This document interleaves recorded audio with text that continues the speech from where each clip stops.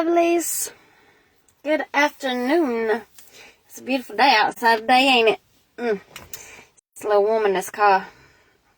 So I just had to hop on here for a minute. I ain't gonna be on here too long. Hopefully not anyway. I got stuff to do today. So I just had a little word that I felt led to share. The Lord gave it to me yesterday. Me and a few of my sisters were talking about how we all feel this birthing, right? Like, God has just been talking to us about being in the birthing place and how we carry these things and this kind of thing. Well, me and another sister were talking yesterday, and she made the comment, like sometimes we have to be like spiritual midwives, right? And so I told her, I was like, yeah, girl, you got one leg, I got another leg, we gonna encourage them, right? So all my mamas are gonna relate to this, and maybe not all, but most, okay? So when I was in labor with my last baby, I kind of reached this point with all of them, but it was a little different with that last baby because I didn't have an epidural, right? Like, I refused to have one. So I said I was going to go all natural. I was going to beast it, right? So when you're a woman in labor and you're giving birth, you reach this point where you don't care who sees what, okay? Like, it don't matter. The president himself could walk in the room and you would not care about your nakedness, okay? You would not care who sees the private parts, it don't matter. It don't matter who's looking. It don't matter who's in there. It don't even matter what they gotta say, okay? It don't matter. Get this baby out of me.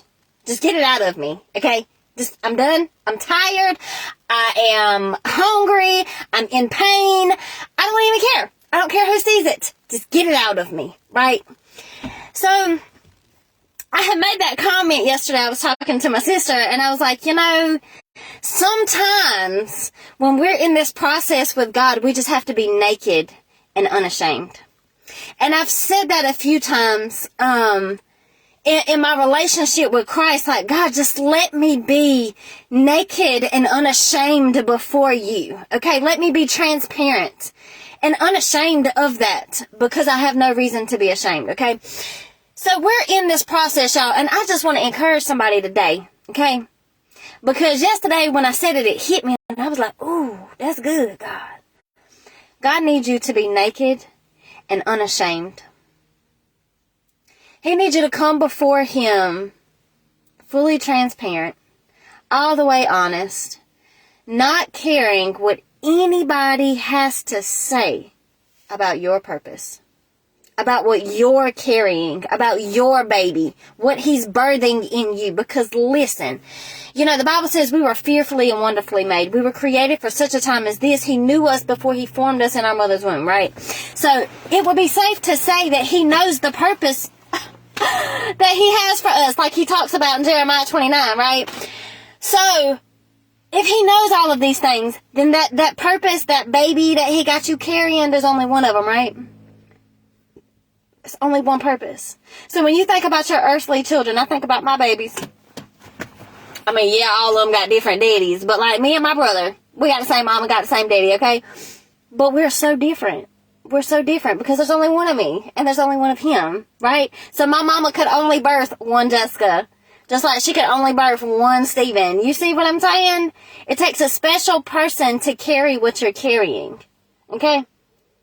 Now, when you get to the point where you can't take it no more, that's when it's like, if you've ever been in labor, then you know exactly what I'm talking about. Like, you know that point that I'm talking about. And if you ain't ever been there, I don't know. I can't help you. I'm sorry.